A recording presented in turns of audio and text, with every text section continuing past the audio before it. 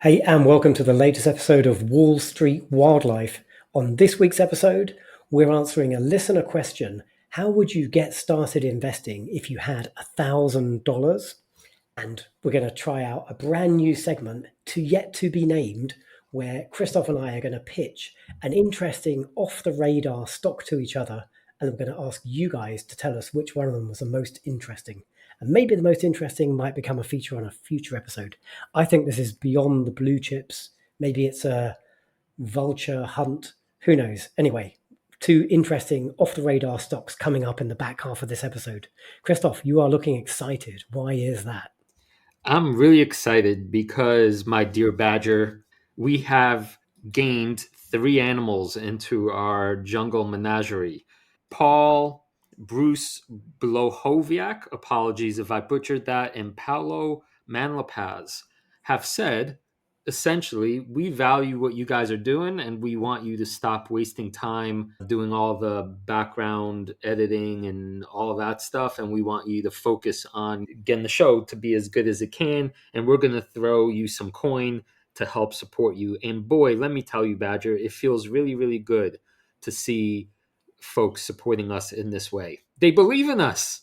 They do, surprisingly. And I was holding you back for at least 6 months saying, do not turn on the Patreon. We can't ask for money. We haven't got enough of a presence yet.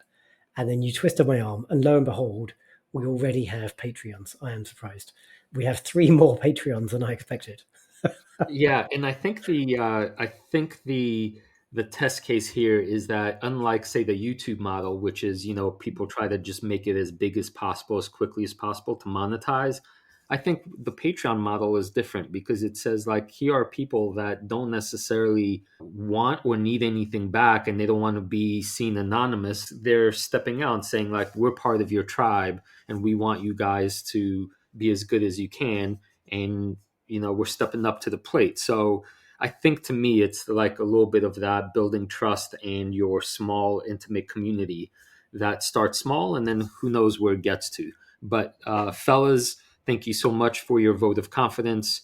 We're definitely motivated to keep going and getting better and better. Absolutely. And if you would like to become a Patreon of the Wall Street Wildlife Podcast, you can find Krzysztof and I at patreon.com/Wall Street Wildlife, all one word, just as you'd expect it to be spelled. Indeed. So take a look at all the animals available that you might find in the jungle and see if one of them matches the reflection in the mirror. And Krzysztof, we are going to have to fast track creating some damn merchandise. Now someone's paying for it. That's right. One last thing. There are 2 tiers I created just to see how many people will opt for Team Monkey versus Team Badger as a little, in-house competition. So if all of a sudden we have 100 badgers and 0 monkeys, that would not look very good for me. So. Well, there could be 100 monkeys out there, but they're all going to blow themselves up with their wild options trading when the market melts down, and then they'll have to withdraw as our Patreons. Whereas any Badger Patreons are just going to cruise into the sunset, making solid compounding returns, and hopefully stay as part of Team Badger. I'm never going to hear the end of that, am I? Well, the end of the King of the Jungle is coming up at the end of October. This probably leads us into our next topic. How would a beginner invest $1,000? Which is an excellent question that came on X from Suzanne, who goes by the handle of Wonder Woman. Suzanne said, "Hey, Luke, I'm a beginner investor and I'm listening to your podcast. Can you give me your opinion on buying $1,000 worth of shares for a beginner?" Interesting question. I thought we could pick this up in conversation because this is our shtick. This is the stuff we love to talk about. Yeah, exactly. Maybe as a refresher for some new listeners, our King of the Jungle Portfolio Challenge started almost a year ago, specifically as a way to model the way we're handling this question. And the first thing I like to say, I guess, improv style, is the $1,000 ought to represent an amount of money that you literally do not need, but you're wondering, what should I do with it? Should I put it in a bank account? Should I buy a bond? Or should I invest in stocks? And obviously, if you're listening to us, you've made the wise decision to invest in stocks because that's the highest, most profitable asset class. But point being that the $1,000 is not an overwhelming amount. It's manageable. If you need to take off a zero to make it feel manageable, then do that. Then the $100 is the same. It ought to feel the same, right? Yeah, And and I think in these modern days of fractional trading, you can get started with literally a couple of bucks. Like if you end up buying like 1,000% of a Mercado Libre share and you've got like a $5 holding, well, actually, there are platforms that exist that enable you to do that kind of thing. yeah, second point I would say, referring back to King of the Jungle, is that the $1,000, the way we see it, ought not to be the end all and be all. I think it's even more important to then say each month I'm going to add X. And the way we did it is we were adding $100 at the start of each month. So that's what, 10% of the original. But why is that so important? It's not that the dollar amounts themselves are the end all and be all, because, like you preach all the time, it's the magic of compounding that does its work over many, many, many years. So whether you start with 100 or 1,000, it doesn't matter. But whether you add $100 every month, that will really make the difference. So I would kind of rephrase the question almost like $1,000 to start on this day, knowing that there's going to be incremental amounts put in each following month, say. And you gotta learn your lessons and kind of take your knocks and your bruises. And podcasts like ours, and there's tons out there also, will help you identify interesting stock ideas, help you figure out your investing process, but you're still going to slip up here and there. And if it's in the early years, if it's an amount of money that's not going to wipe you out, if the market maybe turns on you nastily and bites you, or if you make a mistake, quite frankly, and you can recover from that. It's great to learn the lessons, get started young, and then when the money becomes significant much later in life, like you've learned quite a lot along the journey. Like Suzanne, the most important thing, and to all our listeners out there, if you're listening to us and you haven't started investing yet, the most important thing is just get started. And like Krzysztof says, it doesn't take a lot of money to get started. Even in low tech UK, there are fractional trading platforms. I'm not endorsing them in any way, but the one I happen to be using for my King of the Jungle portfolio is Trading 212.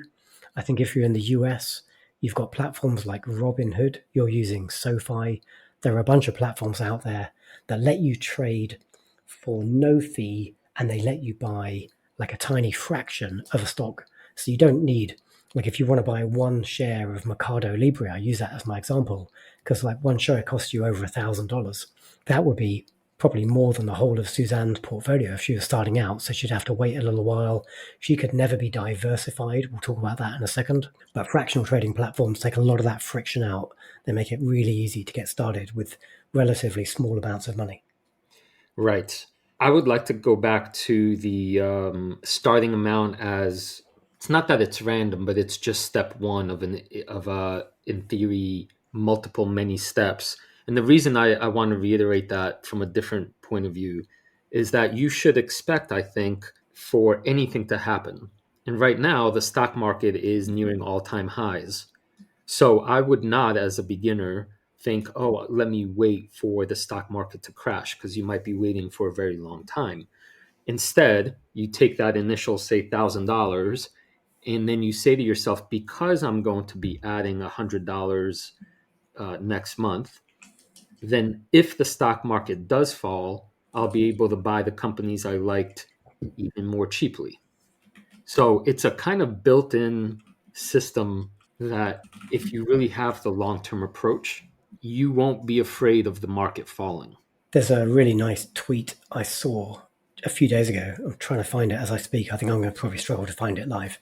But essentially, it had a chart that showed market returns if you invested on, I think, like a random day or every day versus market returns if you only invested on days that were an all-time high, and in the long run, like 20 years plus, investing on all-time highs yields more money like a better Oh, return than investing on like a random day that could be any point in the cycle, might be the lowest part, middle part. And it's so counterintuitive, but in the long run, the most important thing is get started, get your investment rolling, start to learn your lessons. Don't try and wait for a downturn because it might never come. right. And I would also say 20 years, I think, is the number I think of as kind of a long time because, we don't live forever. You and I have already been doing this for over 20 years. And even now, I'm 45. I kind of think, wow, because I keep myself in pretty good shape, fingers crossed, I think I'm still going to be, a feisty 65-year-old, which means I could kind of start today with the same exact mentality, knowing that I'll have 20 years for the market to work for me. So it shouldn't matter that it's at all-time highs right now. Just get started. So that's the main point, right? That we're reiterating. Having Yeah. said that, any specific strategies that you're thinking of? Let's pick up on that question of diversification because I think that's quite important. I think implicit in Suzanne's question is she wants to buy stocks, like stock shares in individual publicly listed companies. But that's not the only way to get started as an investor. And actually, when you're starting out, you might literally just want to buy passive index trackers, buy an index tracker like SPX or VU, where you're tracking the S&P 500 or maybe the FTSE or the NASDAQ, and start with the majority of your money in those trackers. I would accentuate the passive.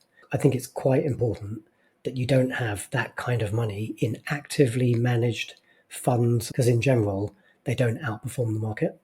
But by definition, passive index trackers are the market. And you could start with maybe 70, 80% of your money in an index, and you could just have a little fun money on the side that you put into individual stocks. So putting that caveat aside, let's dive into Suzanne's question though, which is she's got $1,000 and she wants to invest that in stocks.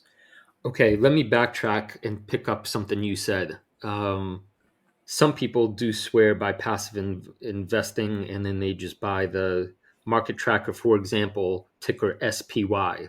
That would track the top 500 stocks that mimic the market.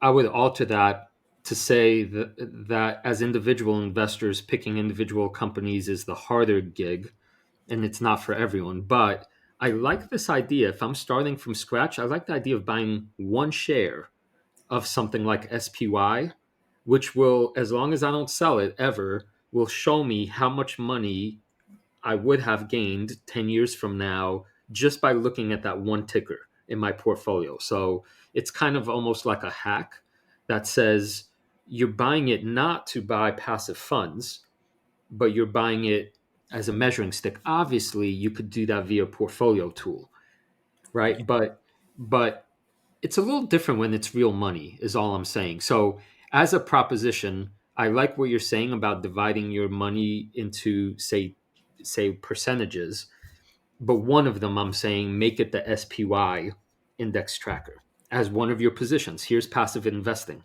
as though it were an individual company. I think we're going to sidetrack the conversation because I want to rip that apart completely. I think Oh, we're going to sidetrack what we want to talk about. let's hear it. Let's hear it. Well, so one share of SPY will cost you $569 right now. So if we're talking fractional trading, there's nothing meaningful about one share, right? And you wouldn't buy one share of a $500 stock in $1,000 portfolio just for Right, fun right, purposes. right, right. I see. Okay, sorry. Yeah, I meant one. Call it unit. Before getting into percentages, I would But then say I'm still ripping this apart. What's a unit, right? And like any portfolio management tool, for example, one I'm going to talk about in the next couple of weeks, I've just started using, I'm quite impressed with. That'll show you like your portfolio return against a whole bunch of different indexes. And it's more complex if you want to compare. I said this is a damn rabbit hole. I might cut this and put it in the appendix. okay. So it's more complex because say what if Suzanne buys like one share of Google today and then she buys a share of Amazon next week, and then she buys a share of Mercado Libre next month. What is she benchmarking against? Does she buy like one mystical unit each time she buys another thing? Wait a second. I think all I was saying as an idea for a beginner who has zero in their portfolio is if you buy, it's a unit or a percentage or a dollar amount, let's say $1,000. So let's say $10 worth of SPY, Okay. All right. maybe even like that's a 1% holding, Sure. and then doesn't touch that. So it's just sort of sitting there. It's its own built in tracker that anytime I open that portfolio, I see 10 years from now, oh, that is up however many percentage points, but you see it relative to all the other stuff you have. So you never need, do I understand your pushback? I don't think I understand your pushback against that. You're saying it's making it more complicated? Yeah, I am. You're not getting a true. If you wanted to mark your portfolio against an index, you wouldn't pick an arbitrary start date and say, okay, I had all my money invested on this one day, because you trip your money in, right? And we're putting Right, right, $100 a right. month. Yeah, yeah, yeah. If you want to Right. benchmark against an index, right, you have to look at all of your inflows and outflows and benchmark them individually, and then you get like a grand total. I think so, right. I'm using it more like just this basic orientation that if I'm literally starting on September 23rd and it's 10 years from now, I could see like in 10 years from the day I started, the market went up this much, and it's like a nominal amount. It's not going to make a big difference in terms of your investing, but you could always see that it's like a, you'll see it's almost like since I started investing, how much has the market gone up or down? That's You it. know, this argument has taken us so far off the track. Maybe Yeah. we should cut this out and turn it into a special, tiny mini argument just for Patreon members. Okay. Okay. All right. So ignore or not ignore. So you're at liberty to ignore my suggestion to buy one share of an index tracker if you think Badger's line of reasoning that makes things too complicated is worthy. I'm not bound to it. I think it's just an interesting idea. It's what I would do if I were starting today. I've That's never a, been a fan of that random ass shit you do in your portfolio with one share of this and that. Just stick it on a watch list like a normal person. okay. So spy trackers aside, Yeah. Let's get back onto Suzanne's question. Right. So, but I think we both agree, whether or not you have like units of other stuff, I think we both agree that you shouldn't just have like your entire portfolio in one stock. You should have a range of stocks. Ideally, at least, let's say if you're really starting out 10, but ideally 12 to 15 different companies that are not all like the same company. You know, if you buy, I don't know, Nvidia and AMD and Supermicro and a few other like semiconductor stocks, they're all in this very same industry. And if that industry nosedives, they're all going to kind of stay pretty highly correlated. But if you own like an entertainment company and a retail company and a maybe like something in consumer goods, like something you buy in the supermarket, and maybe like a car company, you've got like a bunch of uncorrelated assets, broadly uncorrelated. You're diversified, i.e., if one thing goes down, they don't all necessarily go down and wipe you out. Obviously, they will all go down and up with the whole market, but that's why you want to be invested for at least 5 years and ideally 20 years plus a lifetime. okay, I'm gonna object a little bit in saying I think this is already like getting into not necessarily intermediate waters, and everything you said is true, but I think there's a more fundamental first step. I agree that with $1,000, to make it simple for yourself, because it should not be a lot of money to you, you go and divide that thousand into nice even 10% chunks. Yeah, Later on, as money keeps flowing in, you could either decrease it a little bit or increase it to say 15 or 20 companies. We'll talk about those limits later, but start with 10% in each. But before you start thinking about, say, the nuances of like industries, I would say ask yourself which companies in your life you genuinely know about or use. This is the Peter Lynchian model, that you care about or are enthusiastic about. So you basically, it's like proof of concept because you as the consumer like them. So for example, Apple. Here's the difference. Like I might not invest in Nvidia because I don't, the chip, I don't see the chips. I don't understand the chips, right? It's versus say Apple or Chipotle, right? I like their burritos or I like their computers. That's a different kind of entry point. Yep. But don't stop there. Yeah. The next step I would really insist on is if you're going to buy a share, the very least you should do is go to their website. For example, let's use Apple. I type in Apple space IR for investing relations. And then I would look for their latest, usually the nicest general overviews, like their annual presentation, which might have happened, say, 9 months ago or 6 months ago. But at the very least, you want to see what the company is saying about itself, how it's presenting itself, and you'll find out all kinds of stuff that you probably didn't know, even about some product that you like. Once you've done that and you say, yep, I like this company, and you ask yourself, do I believe in its future? Like the next kind of fundamental basic point, do I think it's going to remain a good company? Then take 10% of your money and invest in that as a starting point. This is not meant to be rocket science. This is meant to get you to the just start. Yeah, I like what you said. You're absolutely right. This is why you're an educator, and I'm like some guy who just sits in front of a keyboard. You made it simpler. It is good, and it might seem kind of a bit bewildering and scary when you go and look at an investor relations page on the website. But most companies, not all, most companies have like a really pretty friendly, easy to access, like slide deck, PowerPoint deck or something, PDF deck. And it's just like 30 or 40 slides and you can skim through it in 10 minutes. And what you're trying to do when you do that is probably just, if you're starting out, probably just be able to answer the question, what does the company do? Right. And my test for myself is like, if I can't explain what one of my investments does to my mum, what does this company do? I really shouldn't own the damn thing. Because sometimes you have to be able to. My mum is a smart lady. I'm not saying like I'm trying to explain it to a dummy. I'm just saying I have to understand it so well and so cleanly that I can explain it to like a 5-year old in like 5 minutes. And then I understand it sufficiently well that I should be invested in it. This is so important. And I think many people really mess up when they skip this step. Because if you think about what you're doing when you're starting, is you're becoming an owner, literally. It's to me somewhat embarrassing to embarrassing might be too strong a word, but if I'm all of a sudden an owner of something and somebody asks me, what do you own?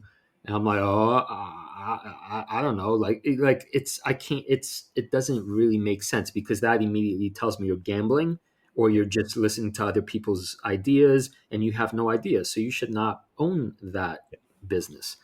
But the moment you look through a slide deck, often you'll be surprised by the depth of the company's offerings and how the products fit together and visions of the future. Yeah. And after doing that, you still say, like, I would be proud. Maybe pride is also maybe too exaggerated, but certainly you don't want to feel ashamed of owning a company and you don't want to, be puzzled by it. Yeah. And I think maybe it's optional, maybe it's mandatory, right? I think it's really good to be interested in the company and what it does and how it's getting on. Because if you can get interested in it, it's not work then. Like, because you are going to want to manage your portfolio. Like, if you're not interested in tracking the journey of the company, let's say Apple, like, studying its new products and are they landing well with consumers and are they still in a good place? If that doesn't interest you, you probably shouldn't be invested in that company, right? You should probably be the guy or girl who sticks to investing in indexes. But if you can find like the joy in that, which it sounds like a bit dumb, but like I genuinely really enjoy going much deeper than we just described and really getting in my arms like buried in the numbers. If you can find the joy and the interest in that, then it becomes kind of fun. It becomes a hobby. And that's how you suddenly look back like 20 years later, you've got your own investing podcast and you're like, waxing lyrical about some of these random companies to your own 3 Patreons. That's right.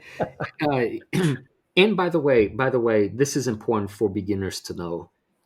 I think there's a kind of barrier to entry, which is often financial statements. And I think what many people think if they go to investor relations is that all of a sudden they'll be hit with a bunch of 10K forms and AQ filings and SEC. And that does require a kind of nerd level that's when you're really getting in the weeds. But that is really not necessary to be an outstanding investor. Right. We're talking about, what I'm talking about is there's a natural joy to learning. All humans as children enjoy learning because it's interesting. So even if it's on the surface a boring business, say, like, let me actually give you a real example.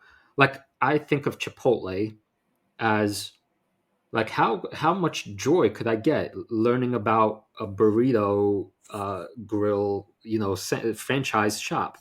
But lo and behold, right, because I am interested in this company and was a former shareholder owner, I now know that they're trying to use AI robots to build the burrito bowls, themselves. I'm like, wow, that's where the world is going. So as a share owner, as an owner, I would definitely dive into that and think of all the landscapes of knowledge that open up just via something as boring as a restaurant business.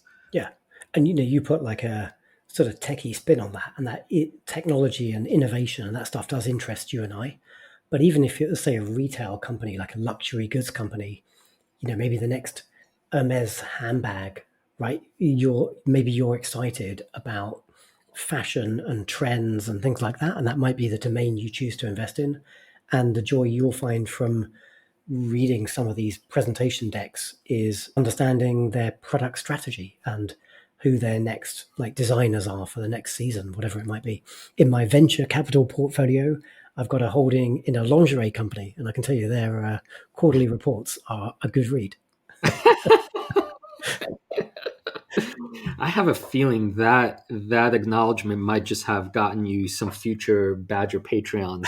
I'm gonna have to take that playbook and start talking about spicy things. I have another thought about the beginning, the very beginning stages, because that's what we're literally talking about, right? I would also recommend starting with, this is a generalization, but what I would say, big companies that you don't expect to make you a huge fortune, but that sort of like the idea of tracking the SPY as a unit.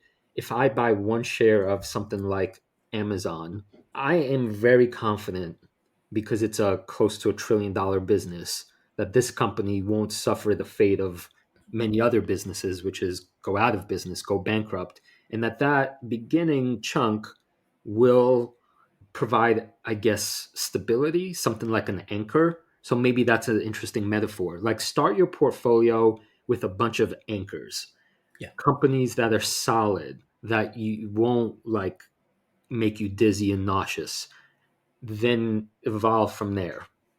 And as the numbers get a little bit bigger, maybe you'd have like a different weighting. You might have like a big chunk, which might be, say, let's say in the $10,000 portfolio, like a big chunk might be $1,000, and a small chunk might be like $200.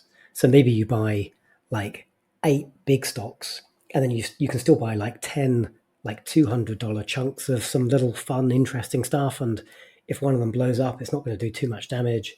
And maybe you learn some interesting lessons. But that's something that's maybe a bit later, as Krzysztof says, when you're really starting out, trying to keep this super simple, just so you don't scare yourself away from the whole endeavor, because this is a lifetime endeavor. If you really get into this stuff, start out small, keep it simple, keep it low risk, and learn your lessons.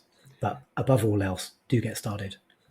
I do want to share one other quick important thing, and it may not seem important at the beginning, but like trust me, after once you have like 20 years in the game, it's incredibly important. And it's to make sure, even from the very start, if you can, you're making use of tax efficient accounts. So in the UK, there's something called an ISA. In the US, there's something called a Roth IRA, if I got that right. And like most governments will allow you to invest a certain amount of money a year. I think in the US was like $5,000, Seven $7,000, seven thousand. 7,000. In the UK, it's £20,000, and you can invest that money, and any returns you make are mostly tax free. There might be some nuances depending on your jurisdiction, but mostly tax free. And yeah, like it doesn't matter when you've got like a $10,000 portfolio, because your gains might be, I don't know, like $1,000 a year or something. But if you stay at the table and you keep investing for like 20 years, like that's probably faster than you think. That's going to turn into a 6-figure, maybe a 7-figure, maybe more portfolio. And when you get to those kind of numbers, like you'll be thanking yourself that that all of your returns at that stage are tax free, because that's suddenly really, really material. Definitely agree. This was one of the biggest mistakes I made. I didn't learn about this stuff till later. Taxes are like kryptonite to me. There's something like my monkey self loathes about the Byzantine. I mean, especially in the U.S. So I was way too ignorant for too long. But yes, if you're a U.S. investor, first thing you do, you set up an IRA Roth.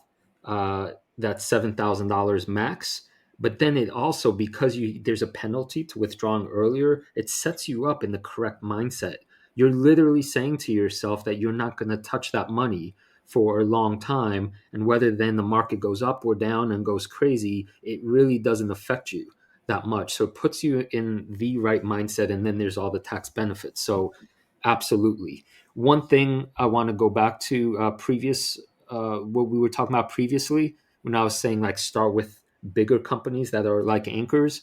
Go to a website, companiesmarketcap.com. There's a bunch of sites like this that list all the companies in the world in terms of largest to smallest, because you'll be forgetting some. That will be your first homework assignment, right? And then go down that list and ask yourself, which of these companies are you actually interested in? And so you'll see, like, oil company, no, not for me. Oh, Tesla, I like that one. Oh, Disney, not for me. Oh, this pharmaceutical one, I like that one. And then, start with a list like that from which you could winnow down. Great shout. Top of the list, you'll be unsurprised to hear, is Apple. It's like what, almost $3 trillion, right? Yeah, $3.47 trillion, with Microsoft snapping at its heels at $3.2 trillion. This is like this is now the time of $1 trillion companies, and it won't be so long before we've got $10 trillion companies. Yeah, interesting times. Yeah, I'm shaking my head because my younger self had many, many, many Apple shares. And actually, you know what? I'll say it again. If I had taken my own advice that I'm telling you right now, which is have found a company that I loved because I used it, bought a little chunk, and then done nothing, it would be a whole different game for me. But that would mean, just not to make it seem like, oh, that's so easy. Apple was on the verge of bankruptcy, by the way. So it's not like in hindsight, obviously everything's obvious, right? But it happens more often than you would think. It's shocking how often this kind of thing happens. If you start with an anchor that you really know or care about, or have enthusiasm for, you buy something like 1/10 of your portfolio in that and then do nothing, odds are staggeringly in your favor. I do want to share like a bit of an anecdote. A close friend of my wife's, has started investing relatively small amount of money just to get started, kind of following the model that we've been talking about for the last half an hour.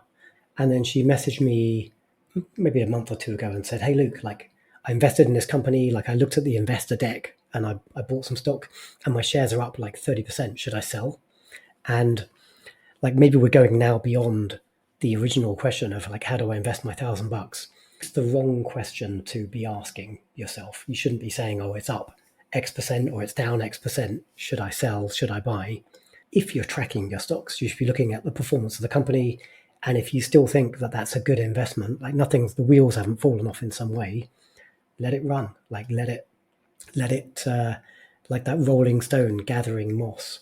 And if you trim or you sell your winning positions when they're just getting started, you never have the chance to make like the very, very significant gains that can come over an investing lifetime. I've got multiple stocks that have returned 10 times, 20 times, 50 times, 250 times in one case. Like you can't get a 25,000% return if you sell when you're at 30%. Right. And we're talking about here the absolute principle fundamentals.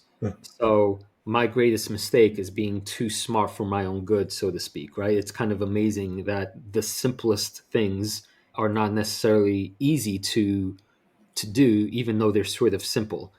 But the principle here is the main thing. If you're thinking like an investor, you are thinking like an owner. And if you're thinking like an owner, say if you own your house, do you think how often do you say to yourself, "Oh, my house is now worth 7% more than it was yesterday. Let me put it on the market." Right? You don't do that because like that's obscene, grotesque, absurd, right? But so if you take this mindset of really investing in a business, then it won't matter, as Badger was saying, whether it's up 30%, even though technically it might be quote unquote overvalued and due for correction. But that's for later. Right now, you're building anchors. Great. Well, Suzanne, we took what was a simple question and turned it into like half an hour of argument. So I hope we managed to pass something useful out of that conversation. I'd like to know from Suzanne, if she gets back to us, whether the squabble we just had about buying a 1 unit share of something like SPY index tracker, whether that confused her or whether that's something that she's going to do. So Susan, let us know. It would be good to hear from you on the Twitters. Let us know if you got started and tell us which stocks you bought. I'd be fascinated to hear what tickled your fancy. Well, shall we talk about our brand new segment in the show, Krzysztof, which I suppose are two stocks that have kind of tickled our fancies a little bit, stuff on our radar. Let me just quickly share why I'd like to do this as a regular spot on the podcast, because I think my radar has broken.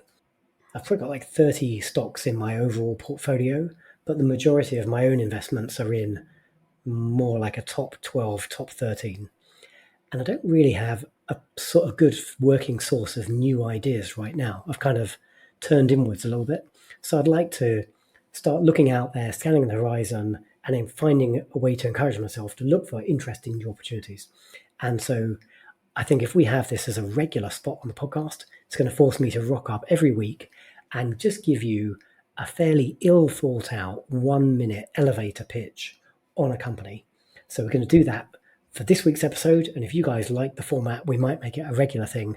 And what we'd like to ask you at the end of the episode is give us a tweet or a comment on the YouTube or on Spotify and respond to our poll and let us know which of these two ideas you thought was the most interesting.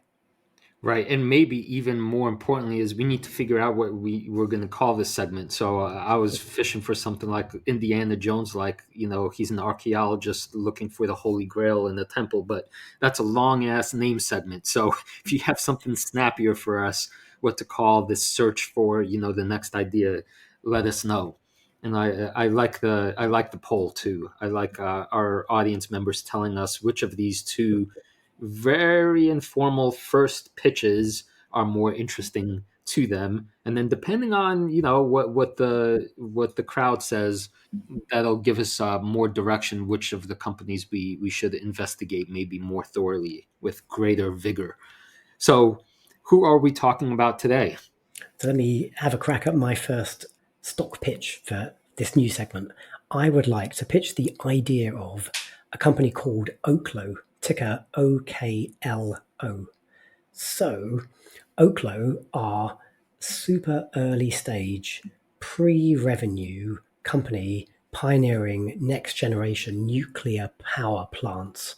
And if you've listened to me ramble on this podcast in the past, you'll know that I used to actually own a company called SMR, New Scale Power, who are small modular reactors. Oklo is not wildly dissimilar, and my thesis for Oklo isn't wildly dissimilar either. Essentially, the world needs much more clean power. Nuclear power is clean, and modern reactor designs are incredibly safe. Literally, more people die putting solar panels on roofs than have ever died involving in like a nuclear accident of any sort. Oklos have a design for something called the Aurora power plant, and that's mostly intended for off-grid applications. And so like these things like remote communities, military bases, industrial sites. But I think the application that makes the most sense to me and resonates with me is data centers, because AI runs in massive data centers. Like the cloud is just someone else's computer. When you say you look at your phone, something's happening in the cloud, it's happening in a massive data center somewhere in the world. probably an Amazon or a Google or a Microsoft data center that's probably only like a couple of 100 miles physically from where you're based, because they're all over the world. And these data centers use incredible amounts of power. And as AI becomes more and more important to society, like AI currently, although it's becoming more efficient, like these large language models take a shit ton of power to power them. So that's kind of the thesis for companies like NVIDIA, but and the people who are building the data centers and building the hardware, but they need the power to run it on. And so Oklo is a really interesting idea, I think. And one reason I particularly like this idea, and I'm bringing it from my first pitch on our new segment, is the chairman of Oklo is none other than Sam Altman, who's the CEO of OpenAI, the Chat GPT guys. And I think the fact that Sam is also sitting on the board of Oklo is really going to be a catalyst if they do get to commercial scale, which is a long way away. And like certainly OpenAI are going to be one of the key customers of companies like this. Okay, I guess there won't be follow-up questions, right? We're just kind of So pitching. Yeah. chat about it if you like. Like you can push back on it. I can't defend the thesis. I think it's an interesting idea, and actually, I'll tell you what, I will say I think it's actually a bad investment. So this is on my radar, but I don't think this is a good investment today because the company is like zero revenue.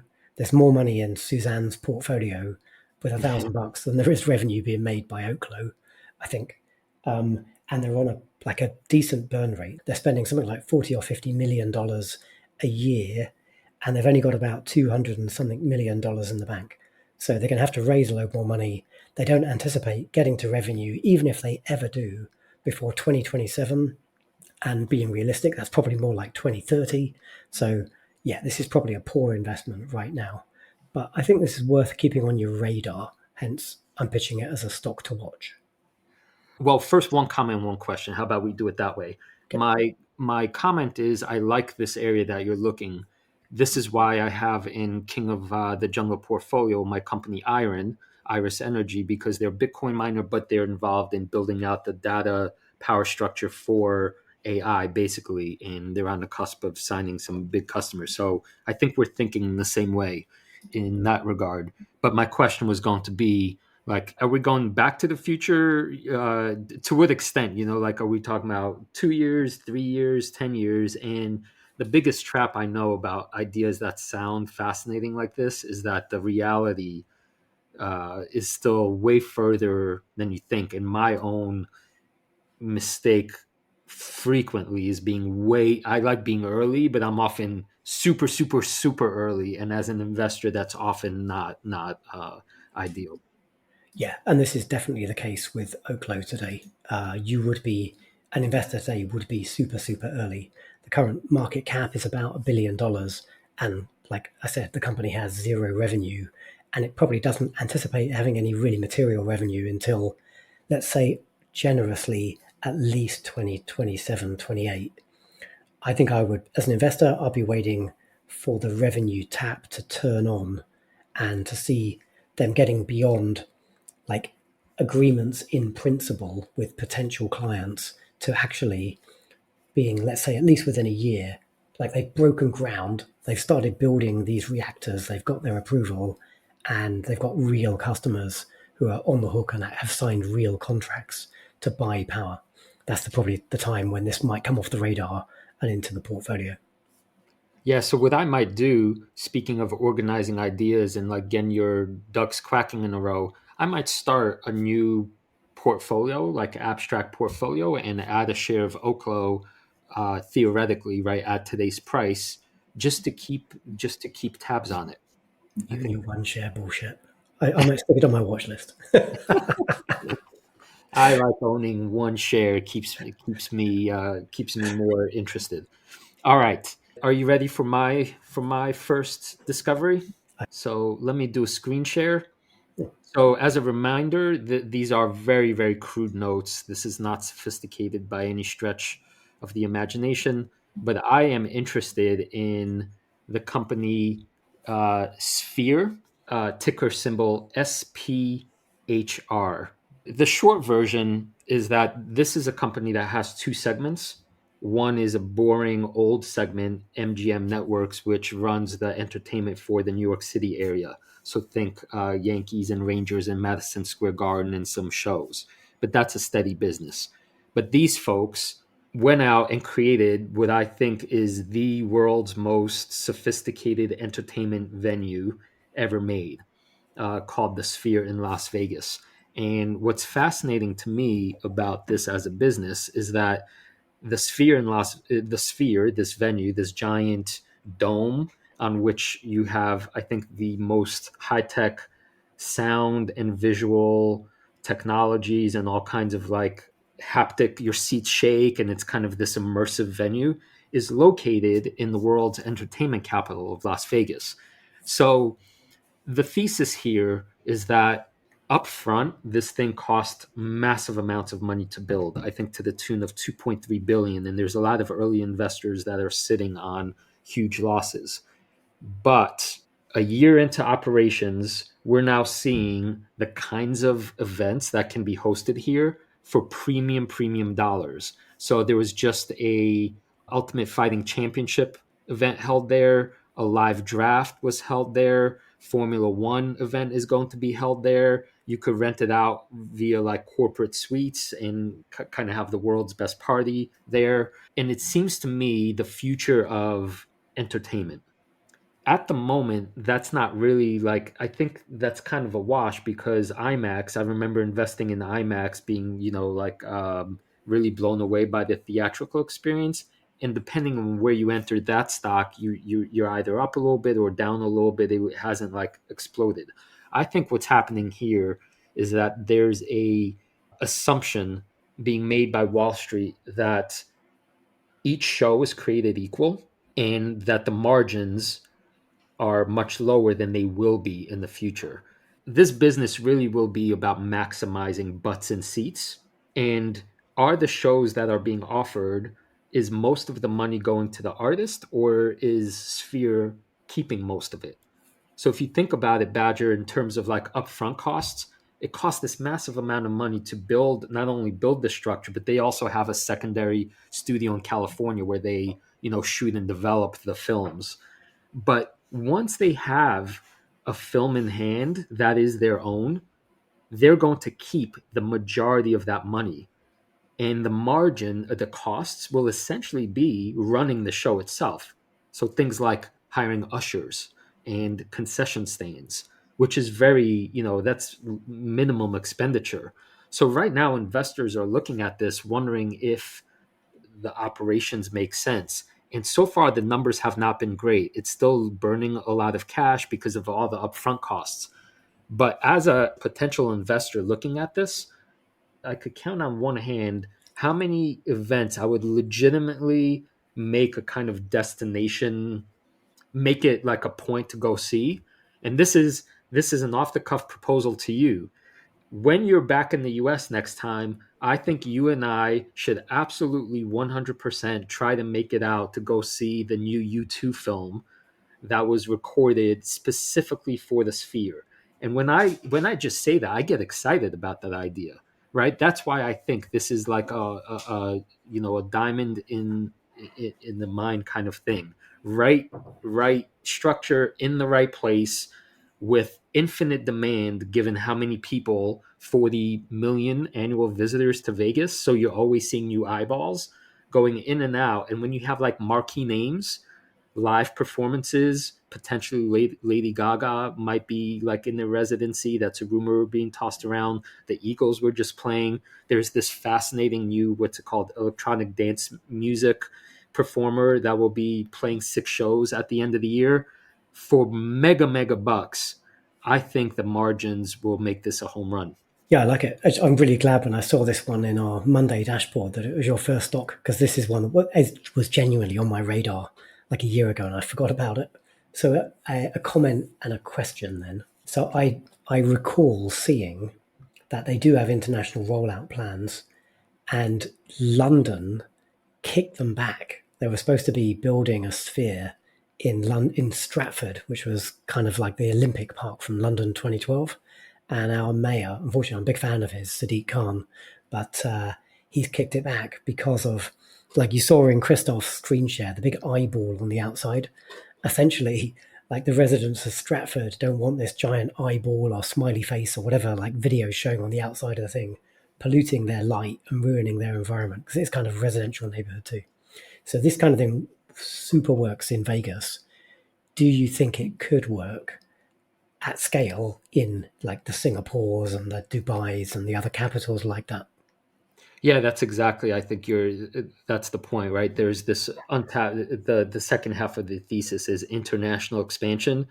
In my sense, is that this is a big world, and if you have things like, say, Burning Man existing, Burning Man is a festival in the middle of the desert, but the people that go there are fanatical about it because it's life changing. So the fact that it would be that some of these alternate expansions would be located in places like Dubai, say, which are destination uh, destination. I don't know what the right phrase is, like deliberate destination venues, whatever. So no, this kind of thing won't be like IMAX popping up in, say, every city because of what you said. But I don't think you'll need them to pop up. It's kind of, I'm thinking of this more like Disney World or Disneyland, right? There's the original, then the second one popped up. There's Florida and California, then there's now one in China. So if you have like slowly expand into, say, 10 places in the world, there are 10 places on this planet that are, not part of the NIMBY crowd, not in my backyard. So it's just a matter at this point, I think, about execution and whether they could prove that the margins are in fact so superior that you just have to get through the initial costs to make it a worthwhile investment. And I think that's what we're starting to see. And I really, really want to test drive this. Yeah, me too. I'm super keen. Yep. All right, that's a great entry for the watch list, whatever the hell we're calling this segment. So I guess our ask to listeners is go find one of our many polls. We'll stick them on Spotify and X and a few other spots, and go give us a vote. And what you're voting for is, I think, the most interesting of those two ideas, because even my one, I don't think it's investable. Oklo is not investable today. I'm not asking that question. We're saying, like, is it interesting enough for you to put on your watch list? Exactly. Yep. All right. So I hope you enjoyed today's podcast. We are on YouTube and all major podcast platforms. Subscribe now for a finance podcast that's hopefully as fun and playful as it is insightful. And as you should know by now, we are on patreon.com/Wall Street Wildlife. Please let us know by throwing us a little bit of coin if you want to be part of our intimate inner circle to support our efforts to make the show even better. But we do love all our listeners, and if you can't spare us a little bit of cash to help us pay for the editing costs and all those sort of bits and pieces that I currently do, my sweat and labor, then just give us a like or a subscribe, give us a comment. Those things always help. A 5-star review on Apple Podcasts goes a long way to helping us get traction and grow the show. You can also find us on Twitter. That's the best place to chat to us if you've got questions or you want to pose a quandary like Suzanne's, and maybe it will turn into another whole podcast episode and argument. On the X's, I am at 7Luke Hallard. I'm at 7FlyingPlatypus. Also, we have a website, wallstreetwildlife.com, where you could find our 10 laws of the investing jungle, which are geared for all beginner investors and medium and advanced investors too, who have yet to internalize them.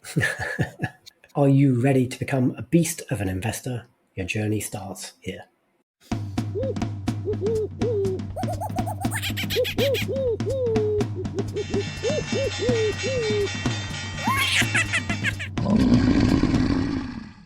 A reminder that the people on this program may hold positions in the companies that are mentioned. Buying and selling stock carries financial risk, which could include loss of capital. The views in this program should not be taken as personalized advice. Before acting on any of the information provided, listeners are encouraged to consult a financial or tax professional.